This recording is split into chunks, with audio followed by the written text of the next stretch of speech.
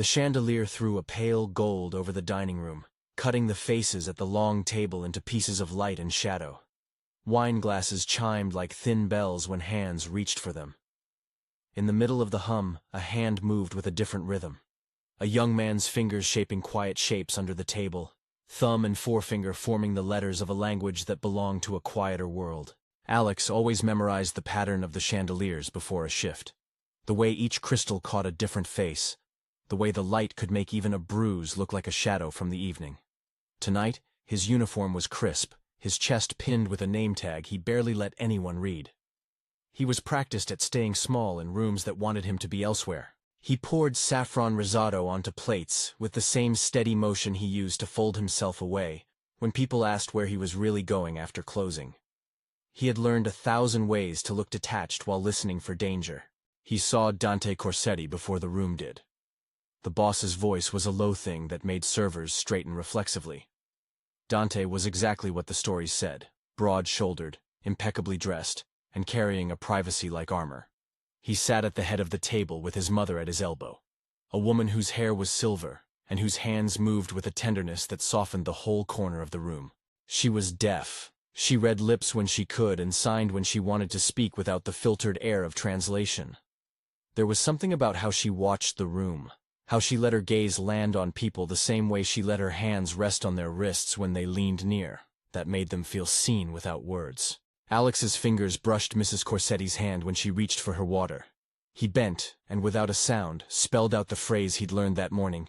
"It smells wonderful." With careful, clear motions just beneath the fold of the napkin. The woman's face lit, and she cupped his knuckles to her lips, tapping a sign for "thank you" back toward him. He felt more exposed in that contact than when strangers counted his bills, or when he closed the back door alone at dawn. For a second, the room was only two people and the table between them. Dante's gaze found that exchange, and something unreadable moved across his face. It was not interest, not pity. It was a weighing. He gave Alex the smallest nod, a tilt of acknowledgement that could have been 100 other things. Carlo, Dante's lieutenant, watched the same exchange with an unblinking eye, and then turned to the rest of the table as if nothing had happened. People returned to their conversations. The chandeliers spilled light on plates and polished silver, and the slow, safe rituals of power. Alex wiped a spill and kept his voice carefully neutral when asked to recommend a wine. He had practiced the script: defer, smile, keep the fingers steady. Inside, there was another script that rewrote itself every day. He had rehearsed small lies until they felt like facts. He was studying at night. He had a scholarship. He was saving for a new place.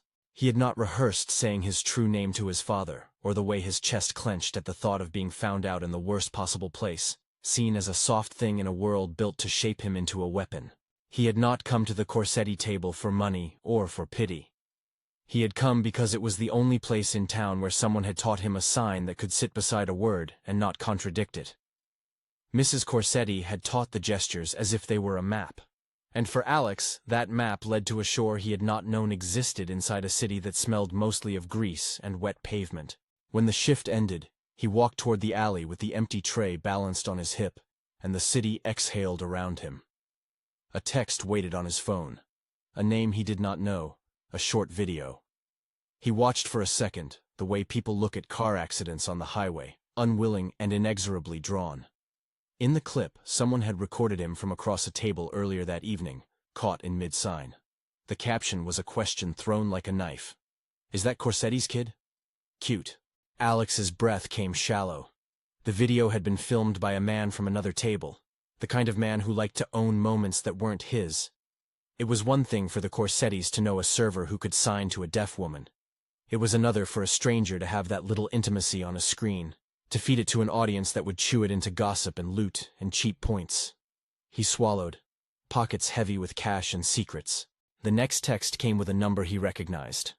Carlo. The message: "Come by the lake. Now." He had known men like Carlo for years on the edges of Dublin's nights. They were men whose faces never betrayed what they felt. But Carlo's messages always meant a move. Sometimes they were mercy, sometimes they were chains. Alex left his shift and walked, the chill air drawing out a rasp in his throat. He kept the tray strap knotted under his jacket, an anchor. The lake house was not ostentatious. It was the kind of place Dante's mother preferred. Small, near the water, roses climbing over the porch, the smell of tea and something that smelled like weather. The safe house, the stories called it. Home, when the Corsetti family was there, felt less like armoring and more like tending. The path to the door was lined with smooth stones, and Alex found his fingers tracing a groove in one stone the way he traced invisible signs on his thigh when he hoped no one would notice he was trembling. Carlo met him on the porch, hands open in greeting that was more rough than warm. Behind him, Dante stood in silhouette against the kitchen light, taller than the doorway. He did not glare. He simply closed the distance as if it were the most ordinary thing to step across. "You saw the clip?" Carlo asked.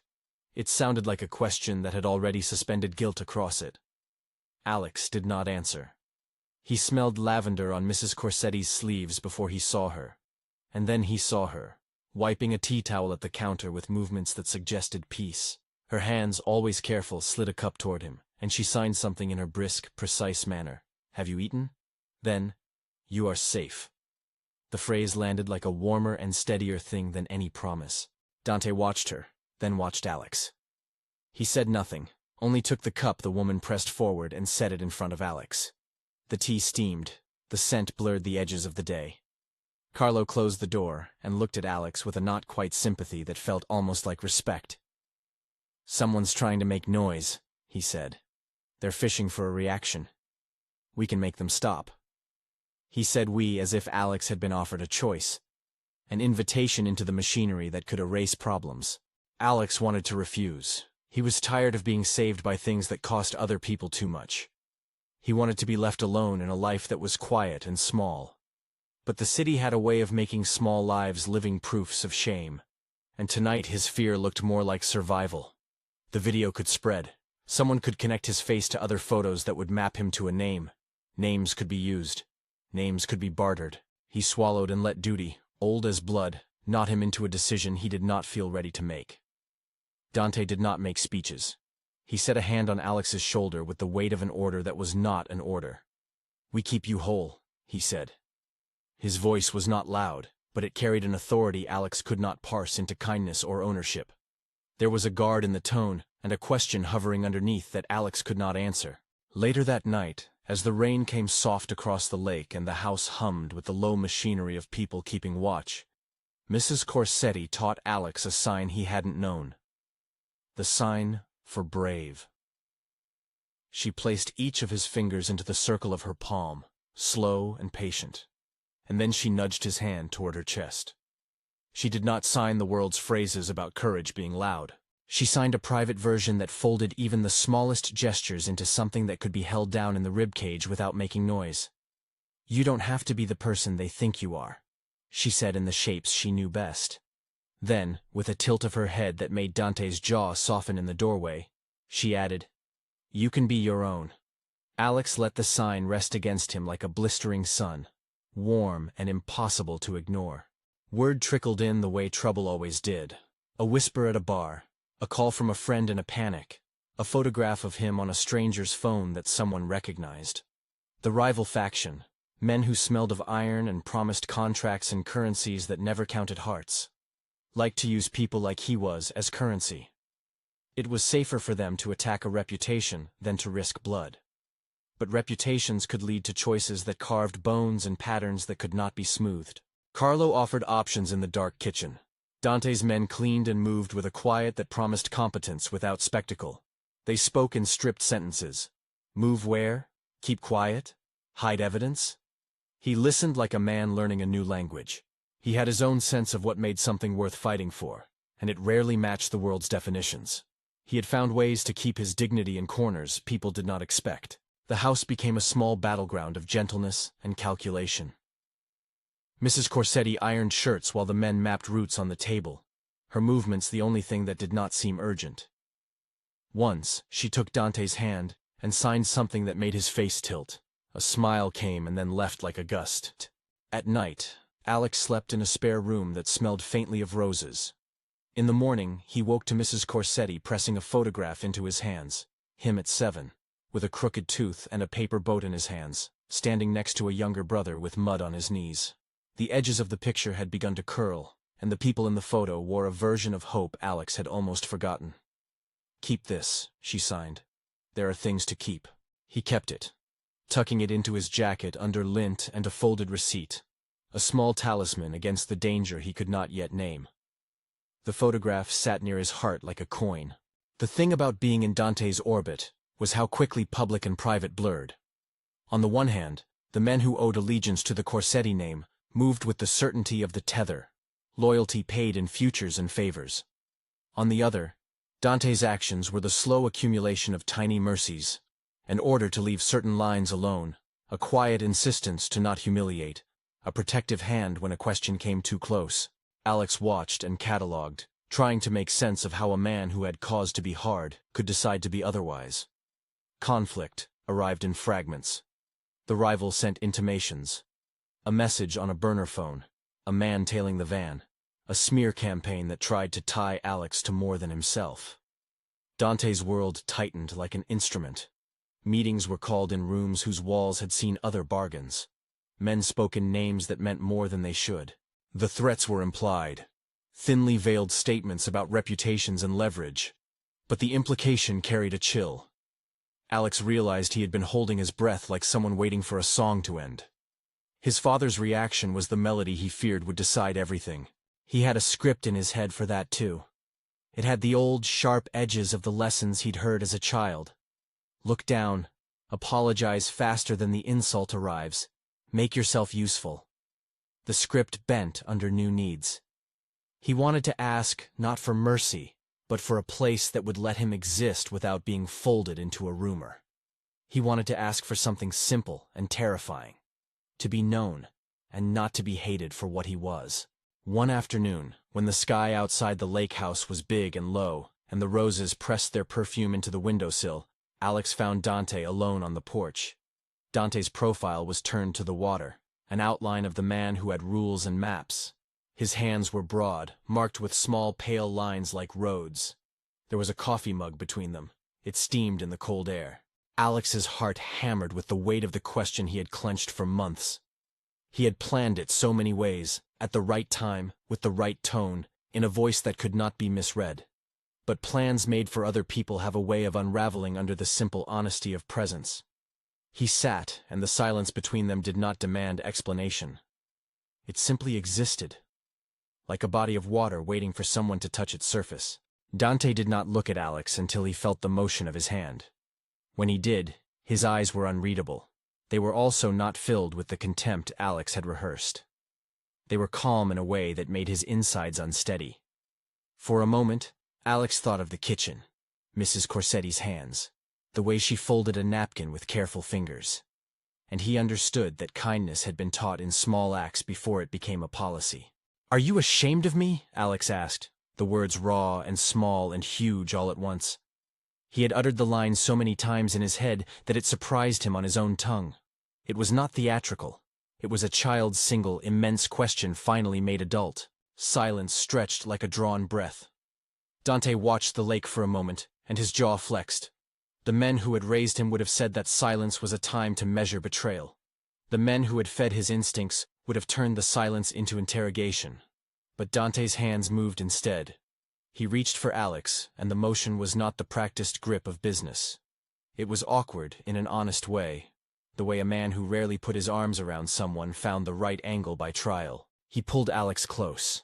The embrace was not a performance. It was not loud. It was an ownership that refused to consume. There was the faint scent of cold rain and coffee and the linen of a suit in the hollow of Dante's shoulder. Carlo's conversation through the window slowed like a distant storm. Alex's knees remembered the years of making himself small. And then they did not.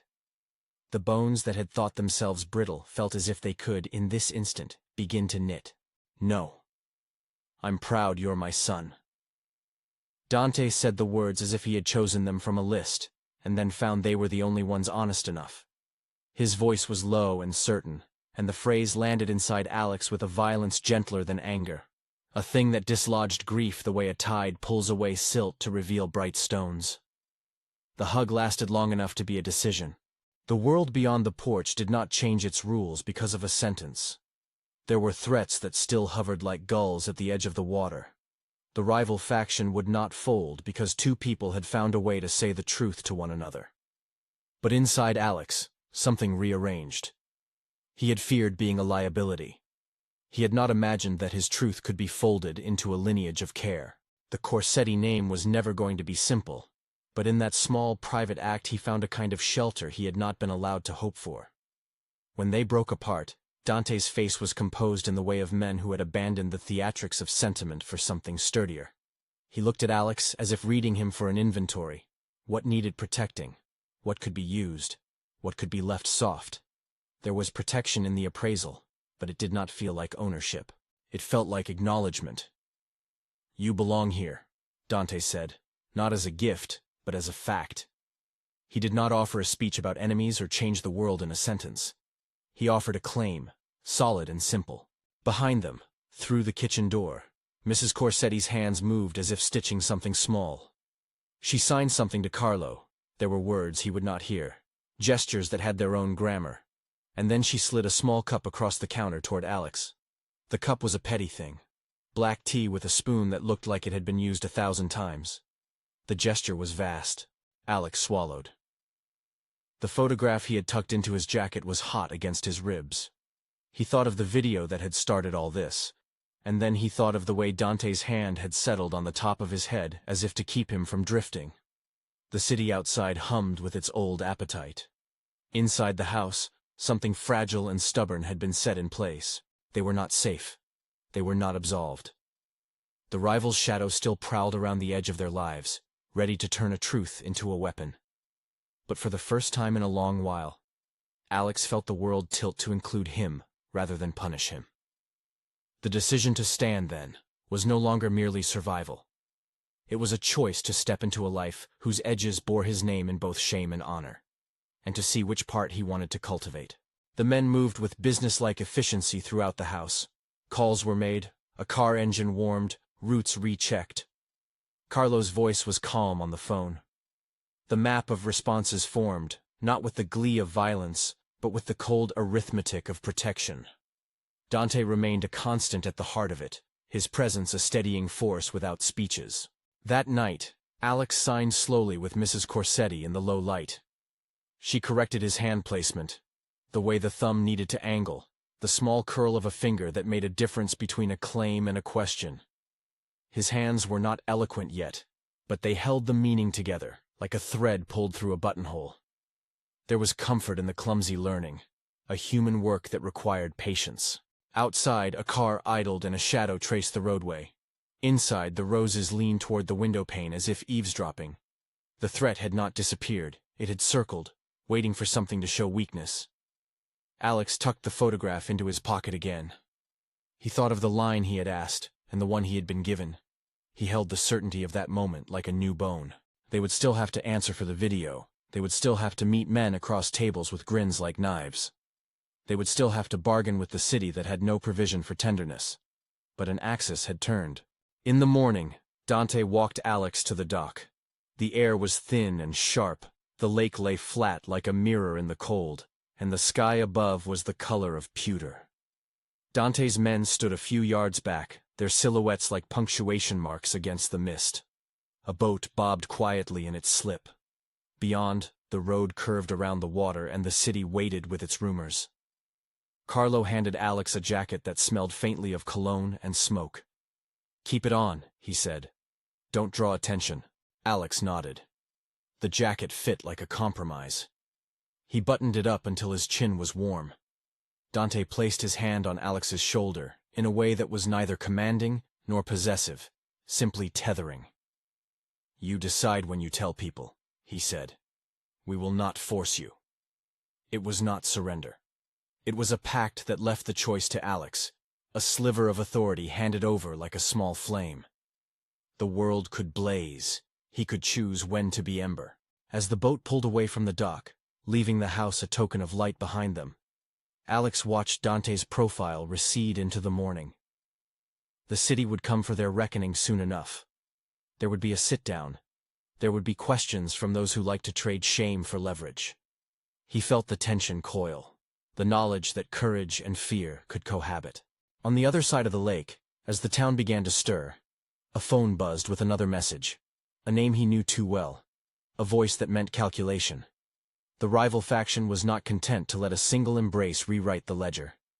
They sent a message with the gentle cruelty of people who think the worst of others is the shape of truth, a reminder of who could be humiliated, a hint that there were people who could make a life of exposure. Alex closed his eyes for a second. He tasted the tea on his tongue from the night before and held the memory of Dante's arms. He thought of the photograph, of Mrs. Corsetti's patient hands, of the small sign for brave pressed under his palm. The boat cut through the water with a steady sound. Somewhere a gull cried, and the city began to yawn awake. He thought of the question again, not as a demand but as a hinge. Had the city changed because of the words, or had something within him? When the small motorized boat nudged the other pier, Dante's eyes met his, and the look meant more than protection. It was an invitation to live with complexity, to accept both the lineages of power and the small, fierce human acts that had slipped into that life. Alex stepped onto the dock with a body that still trembled, but a heart that held one new truth like a stone in the pocket. They walked up the gravel path toward the car in silence. The men behind them moved with slow competence. A breeze pushed the scent of roses into the air like a promise that could not be cheaply bought. In a few hours they would have to speak across tables and answer for stories. For now, in the quiet between movements, Alex allowed himself to breathe in the language of hands, and the warmth of the simple sentence that had rolled into him 2 nights before. If this story matters to you, like and subscribe. Share your city below. They did not speak of the future. That was too large a thing for a morning that still belonged to the small, unrepeatable present. Alex slid his fingers into the pocket where the photograph sat like a hot stone and watched the town approach. The world still had its knives. The rival's whisper threaded through the city like a rumor that could gather teeth. But the house at the lake had folded a small sanctuary into his life, and the memory of a hug with Dante sat in him like a new bone. Around the corner of the marina, a black car waited with tinted windows and the promise of conversation. Dante opened the passenger door for Alex with a motion that looked, absurdly, like courtesy. "Keep your head down," he said. Then softer, in a cadence that made the phrase feel like a benediction, he added, "Tell them when you are ready." Alex climbed into the car and sat with the photograph under his hand. He looked at Dante, at the line of his mouth, at the crease beside his eye, and for the first time he understood that being known did not have to mean being punished. There would be cost, certainly. Belonging in that world always demanded something. But there was also the possibility of reshaping what power meant, of finding a space where he could breathe without vanishing. They drove toward the city, the streets blurred into streaks of gray. When the car pulled into the shadow of the warehouse where the men would make their decisions, Alex felt the tension coil once more. Inside, a table awaited with men who counted loyalty in fine print. The rival faction's enforcers were already gathered, muscles taut, eyes practiced in cruelty. The air smelled faintly of oil and old metal. Dante stepped out first. He did not swagger. He moved with economy. Alex followed, fingers tight on the photograph inside his pocket, heart making its small defiant percussion.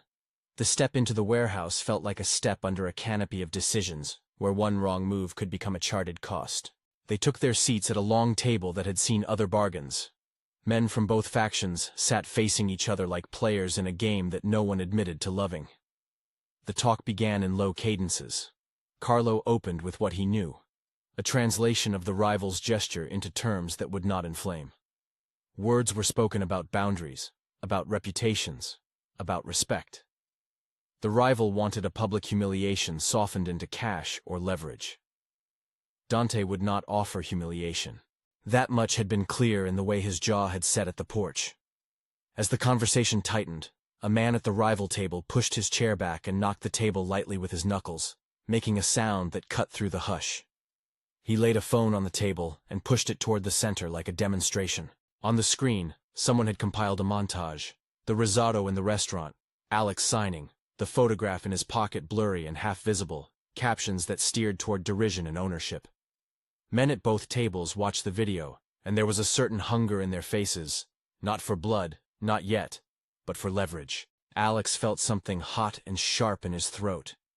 He had imagined this moment 1,000 ways. He had imagined silence and shame. He had imagined mercy and politics. He had imagined walking away. None of them had given him the precise tremor of fear that came when a private life had been translated into currency. Dante picked up the phone with a politeness that suggested the man who had put it down had been courteous but ignorant of consequences. He watched the video only long enough for the images to register, and then he set the device down. His face did not change color. He did not raise his voice. He watched the room like a man tasting words before he swallowed them. When the rival's man leaned forward and dared to speak of humiliation, Dante's response was not heat. It was measured and devastating in its quiet. "You will not touch him," he said. The words had a finality to them that did not require theater. The man laughed, because laughter is how weak men test the walls of resolve. He reminded Dante that reputations were fluid and that some things were better used than kept. He hinted at leverage and favors and the flow of gossip that made the city move. Dante's hand moved then, a small motion toward Alex. He did not touch him possessively. He touched him the way one might touch a fine instrument that required tuning, with care. "He is mine," Dante said. The sentence carried both the personal weight of a father and the public weight of a man who understood what alliances cost. But the emphasis under his voice was not ownership for domination. It was a refusal to allow humiliation. Alex felt the room tilt. Men shifted. The rival man's smile thinned. He had expected to receive some bargaining chip, and instead had found a stone thrown down on his table. For a moment the world held its breath. It measured the size of Dante's claim. Then, with the cold calculation that men like the rival preferred, the man nodded. Not with deference, but with transactions in mind. He suggested a compromise in terms that business had taught them. A quiet agreement. A payment. The softening of a line that had become inconvenient. The meeting untangled itself. Words became currency and then caution and then something like agreement. Men left in small clusters, talk lingering like cigarette smoke in abandoned air. Alex's hands had been folded in his lap the entire time. He felt new, as if something had been moved from the space of possibility to the space of arrangement. When they returned to the lake house, the night had thickened. Mrs. Corsetti had left a light on in the kitchen. A kettle sang quietly on the stove. She sat at the table with a little notebook of written signs and had circled a phrase for him. "You are known." She had written in block letters and then signed it for him the way she always did, as if notation in ink could translate to a hand-to-hand kindness. Alex pressed his fingers to the inked letters as if testing their solidity. He had thought his truth would become a weapon. For a time it had. But today something else had happened. His father had called it into the light and then held it like treasure, not as something to be traded. It did not mean everything was healed, allies and enemies rearranged. There were men who would not have answered the way Dante did. There were futures still negotiated with muscle and money. But in the smaller day-to-day, things could shift. Carlo brought in a box of pastries and Mrs. Corsetti distributed them like blessing. The men ate in a way that suggested relief, not triumph. Alex sat with the photograph on the table and let the warmth of the pastry sink into his palms. He felt tired, but in a new way. Less like the exhaustion of hiding, and more like the weariness of a traveler who had at last found the signpost he had been seeking. Outside, a siren passed like a distant animal. Inside, the roses leaned close to the window. Dante went to the sink and washed his hands as if to wipe off the residue of the day. He dried them, and then, because the habit was a human thing, he reached across the table and smashed his hand above Alex's in a fist that said neither challenge nor dominance, but rather, in a small gesture, solidarity. Alex closed his fingers around Dante's for a heartbeat and felt steadiness run from the bone. The city would come for their reckoning again. The rival would not be satisfied forever. But for now, the small house on the lake held a fragile settlement. A son seen. A mother who would teach him to sign properly. A boss who would guard his dignity with the same ferocity he guarded his money. They sat like that for a long while, breathing into the trivial and the salvific. The photograph lay between them like a map. When Alex finally rose to go to his room, Dante caught his sleeve. "When you are ready," he said again. The sentence had the texture of both instruction and invitation. Alex nodded. He had a world to navigate that would require courage measured in small increments. A conversation with his mother, with friends, with a city that liked to pry open people's lives and count the pieces. But he had a sentence now to anchor him. No. I'm proud you're my son. The words were not a cure. They were a claim. Behind the walls, something was moving. Somewhere a rival faction considered its next move. But in the soft light of the kitchen, with tea and roses and the scratch of a pen on a page, Alex understood that belonging had not disappeared because of danger. It had only acquired a cost, and for the first time he felt prepared enough to pay it. He reached into his pocket and felt the photograph, the hot stone that had become a talisman. He placed it on his bedside table where it could be seen, where it could remind him that some things were worth keeping. He lay back and let his hands rest on his chest, fingers tracing the shape of the word brave spelled under his ribs like a secret. Outside the lake house, the water kept its steady breathing. Inside, in the small orbit of people who had chosen to protect him, Alex dreamed not of escape, but of a home that could hold both him and the legacy he had been born into. The price for such a home would be negotiated in time.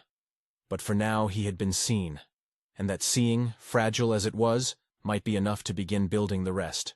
Morning light came thin through the curtains, and Alex woke to the smell of coffee and roses braided together. A small, impossible perfume that belonged to the lake house. He lay still for a moment, fingers finding the photograph on the bedside table like a practiced motion, as if by touch he could set the day's contour. The image was the same crooked smile, the same mud on a knee. It felt less like a relic and more like an authorization to move. Downstairs, Mrs. Corsetti hummed softly as she arranged plates. Dante was already up. The sound of his boots on the kitchen floor was a steady metronome. He spoke to no one for a time, then asked, without looking up, how long Alex thought he might want to stay. The question was practical, not possessive. It left room for Alex to answer as a person, not a problem to be solved. Alex surprised himself by saying what he needed. Long enough to sort things, he said. Long enough to figure out how to be in front of people without them deciding who I am for me. Dante nodded. He poured coffee into a plain mug and handed it across the counter without ceremony. You don't have to do that alone, he said. But you won't be pushed into a role you didn't choose. There was a newness in Dante's tone. Less like a man who announced fates, more like a man who respected the shape of certain quiet truths. That was what had shifted since the porch. It was not that the world bent to their private sentence. It was that Dante had decided some lines were not worth drawing in the sand. They began, quietly, to rearrange some things. Dante issued instructions that were small and humane. Protect the privacy of staff at the restaurants. Close off certain gossip channels in the social loops he could touch. Encourage discretion, rather than brutal dismissal. He did not make speeches about redemption. He changed the terms of conduct in spaces his name reached. Not in a grand moral declaration, but in a series of direct acts. An insistence that people be left with dignity. Word spread the way it always did. Slower now, because the rival's teeth had been blunted by commerce rather than spectacle.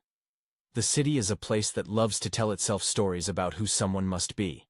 It learned in small measures that certain stories would no longer be cheap currency. That did not end cruelty or gossip. It made some of the gossip less profitable. Alex found himself moving through those days with a new steadiness. He returned to the restaurant when Dante allowed it, first on afternoons, then on shifts, without hiding his hands beneath the table. He signed good morning softly to Mrs. Corsetti as she accepted a tray. She corrected his angle with the patient precision she always brought to teaching. Dante watched, often from a doorway, sometimes with a coffee cup in hand, sometimes with nothing at all on his face. There were times when the older man's expression admitted no point of human critique. There were times when it softened towards something like pride. Outside the practical guardrails, the lake house became an odd sort of classroom. Mrs. Corsetti set out a row of teaspoons and asked Dante's men, one by one, to learn a handful of signs. At first the men approached with the awkwardness of people trained to measure strength by weight, and not by gentleness. There were misformed letters and fingers that refused to bend. Carlo, who had a voice like gravel and a laugh like a shutter, tried to make humor of it, and then surprised everyone, including himself, by insisting his hand be corrected. The sign for peace took them an afternoon. Dante sat across the table from Alex and practiced the movement slowly, his broad hand making a careful arc that was more precise than the slicing gestures his life often demanded. When Dante's fingers shaped the sign, they trembled a fraction, an honest tremor that had nothing to do with fear. Mrs. Corsetti corrected the angle of his wrist, as if she were coaxing a sprout into the sunlight. Alex watched those attempts with a curious gratitude. Each small correction taught him the soft architecture of belonging, that it could be built with patient repetition, not only with declarations of power. The men's laughter over their failed fingers became a small music in the house, the sound of habit being rewired. Outside, the rivals' presence did not evaporate, but it changed character. The faction that had hoped to trade humiliation for influence found fewer buyers. Dante did what he could do. He refused to let Alex become raw material. He made public gestures that were unassuming but deliberate. At a charity dinner, his men escorted a group of volunteers and Alex sat among them, not as a spectacle but as a quiet evidence that the night would be orderly and uncruel. Rumors sputtered out. The city grew bored without traction, yet threats still lingered in shadowed corners. One night, a burner phone left on a table flashed with an anonymous message. A thin, graceless thing that suggested someone had access to old files and newer lies. The tone was casual cruelty. "Of course, we could make you into something to be traded." Dante read it, then set the phone down and tapped a finger against the table, a small rhythm. "We'll take care of it," Carlo said. The way he said it was not triumphant. It was a ledger entry. Alex had options now. He could retreat into the lake house and let others buffer him with their safety. He could take the photograph and run to a place where the name Corsetti mattered less. But when he thought of running, he thought of the photograph's paper curl, of the little brother's grin, and of the lesson Mrs. Corsetti had signed into his palm. There are things to keep. He began, very quietly, to make decisions that belonged to him. He called his mother, someone he had not spoken to in weeks, with a hand that hovered over the screen. The conversation was careful. At first she met his words with that particular parent's instinct to fix, to tell him safety routes, and to insist that he come home. He countered with patient recalibration. He was not asking for rescue. He was asking to be seen as he was, and to keep the people he loved safe. "I'm okay," he said. "Not because nothing's happening, but because I'm not alone." There were tears on the other end, and then a blessing his mother offered without using words. A litany of small household things that carried the weight of acceptance. He did not tell her the details of the world at the warehouse. He did not report names or make bargains. He told her simply that he had been heard, and that he had been chosen in a way that did not erase him. It was enough. In the quiet months that followed, Alex began to shape a life that made room for both safety and aspiration.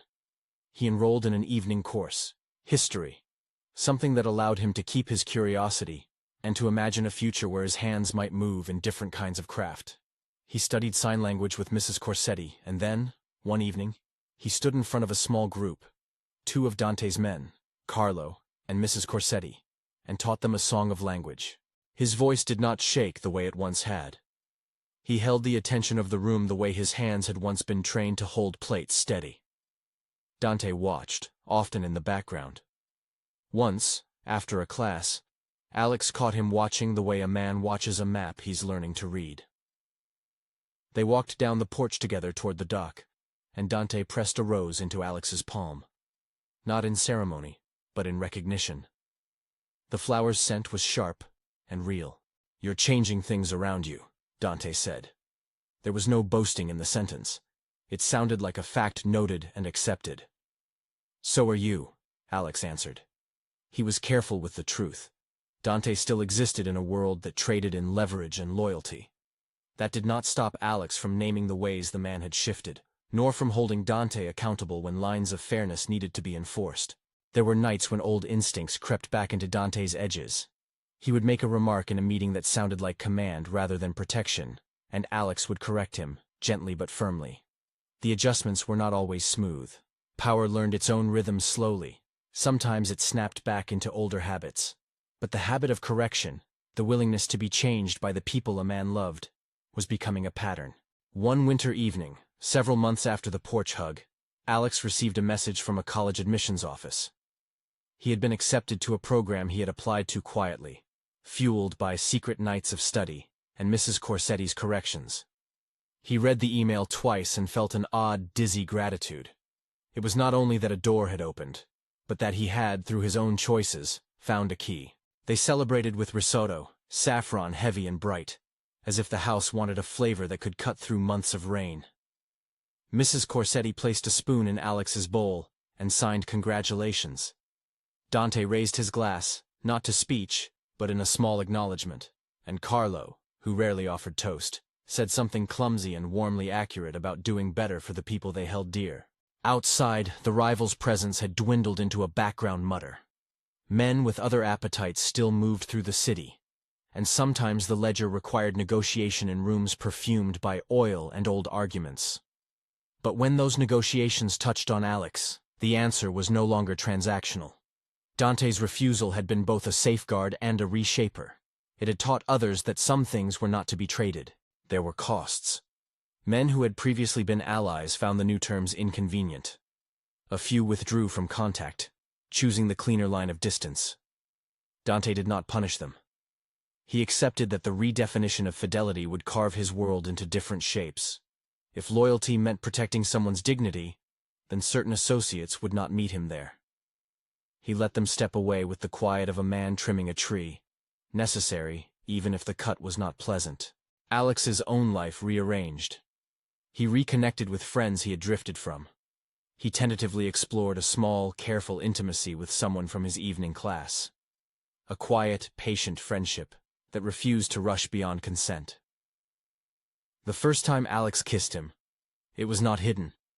It was a soft thing on a park bench, hands in his lap, and a shared laugh after. It was a reiteration, not an exposure. He learned that loving someone outside of the Corsetti orbit did not make him less loyal. It made him whole. Mrs. Corsetti watched most of these changes with a steady face. She taught a circle of neighbors to sign simple greetings and encouraged Alex to join her at a community center, where a handful of young people, curious and wounded in different ways, learned language that did not require sound to be true. Alex, who had once learned signs out of loneliness, now taught them as a work of reclamation, somebody's hand reaching for somebody else's life. Dante, meanwhile, found himself bending in smaller ways. He began to attend a sign class in the evenings, more to sit and watch than to master. When he tried to form letters, his fingers felt clumsy. He would frown and then laugh at himself, a low sound that startled people who knew him as a man who rarely indulged in such humility. He made no grand promises. He did not renounce the ways of his history. He did, however, make a steady space that allowed certain acts to be refused: humiliation, spectacle, vengeful calculation. The men who served him learned that dignity was a non-negotiable. It was an added burden for some and a relief for others. The months turned in a way that made Alex feel as if he were learning to stand on uneven stones instead of a slick slope. He still carried fear like a coin in his pocket, heavy and metallic. He still slept with the photograph under his pillow sometimes, like a charm against the dark. But he carried other things too: acceptance that bore responsibility, choices about when to make himself known, a small community that had learned to listen and to sign. The city's appetite for fresh scandal dimmed. People moved on to stories that required less moral complexity. That, more than any agreement, was what kept Alex safe. The rival had found other games. Dante's men found quieter ways to exert influence. The wounds did not vanish, but their infection receded. One afternoon, when the roses on the porch were a riot of color, Dante and Alex stood looking out over the lake. Alex had a notebook in his hand filled with coarse notes and phrases of grammar for a language that had once been secret hearth. He turned back to Dante and, without preamble, thanked him.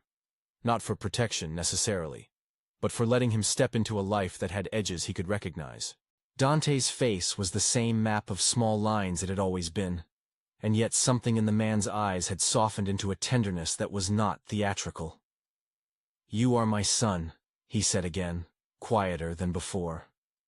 "I'm glad." Alex's hands moved of their own accord. He reached up and took Dante's fingers, feeling the palms that had once held ledgers and power learn the texture of gentleness. They signed, haltingly at first, then with a comfortable rhythm that belonged to two people who had discovered a grammar for steadying each other. They did not imagine an easy future. There would be meetings to attend, loyalties to recalibrate, conversations that would be awkward. Friends and foes alike would test the new arrangement. But the new topography of their lives included a possibility that had not existed before. Acceptance that did not demand currency or leverage, only a willingness to be changed.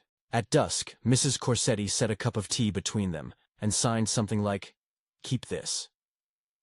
The three of them sat, lower than usual, as if to protect something small and fragile that might otherwise be trampled. Alex placed his photograph on the table beside the teacup. The paper was now flat and worn and generous. The last call came weeks later, in a voice that attempted courtesy. The rival wanted to meet under neutral flags and propose terms that would allow them to move forward without fuss. Dante agreed, with the patience of someone who had spent time learning to weigh things differently. They met, spoke in measured tones, and then separated with nothing to make a spectacle. When Alex heard the outcome, an unglamorous arrangement that required more discretion than apology, he felt, oddly, as if a knot had loosened inside his chest. Life did not become a storybook. It became something more complicated, a mosaic of small victories and constant vigilance. Alex kept studying. He kept teaching. He fell in love in a way that asked nothing of public performances and everything of mutual steadiness.